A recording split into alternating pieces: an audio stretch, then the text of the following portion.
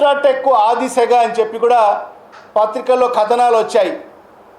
కానీ ఎక్కడ కూడా ఈ ప్రభుత్వంలో చలనం లేదు. కొండాపురం మండలంలో మనము అదానీ కంపెనీకి సంబంధించిన ఒక హైడ్రో పవర్ ప్రాజెక్ట్ సుమారుగా 2000 కోట్ల రూపాయలతో మరి హైడ్రో పవర్ ప్రాజెక్టు నిర్మాణం జరుగుతూ ఉంది అదానీ కంపెనీ ఆధ్వర్యంలో.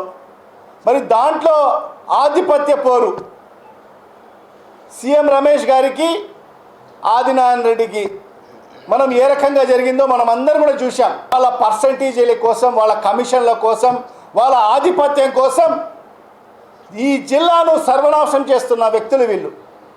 మీ సర్కార్లో తన పని జరగడం లేదని చెప్పి మరి అలాగే అవసరమైతే ఎమ్మెల్యే పదవికి కూడా రాజీనామా చేస్తానని చెప్పి ఈరోజు బెదిరింపులకు దిగే కార్యక్రమాన్ని శ్రీకారం చుట్టడం జరిగింది.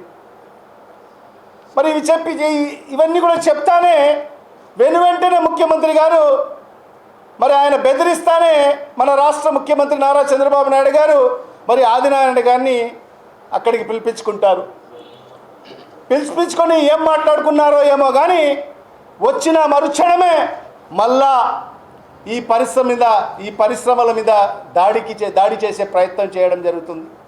ఖచ్చితంగా దీని మీద ఈ రాష్ట్ర ప్రభుత్వం చర్యలు చేపట్టాల్సిన బాధ్యత ఈ రాష్ట్ర ముఖ్యమంత్రి పైన మరి ఈ కూటమి ప్రభుత్వ పెద్దలపైన ఉందని చెప్పి కూడా ఈ సందర్భంగా తెలియజేసుకుంటూ మరి ఇవాళ ఒకటే మన జిల్లాకు సంబంధించి ఏదైతే ఈ ఐసీఎల్లో జరుగుతున్న ఏదైతే ఈ దీక్ష కానీ మరి అదైతే నిర్బంధం కానీ మరి వెంటనే జిల్లా కలెక్టర్ గారు స్పందించాల్సిన అవసరం ఉంది. జిల్లా ఎస్పీ గారు వెంటనే స్పందించి దాన్ని పరిష్కరించి ఆ పరిశ్రమ త్వరితగతిన ప్రారంభించేదానికోసము మరి కలెక్టర్ గారు ఎస్పీ గారు చర్యలు చేపట్టాలని చెప్పి కూడా వైఎస్ఆర్ కాంగ్రెస్ పార్టీ డిమాండ్ చేస్తున్నామని చెప్పి కూడా ఈ సందర్భంగా తెలియజేసుకుంటున్నాం.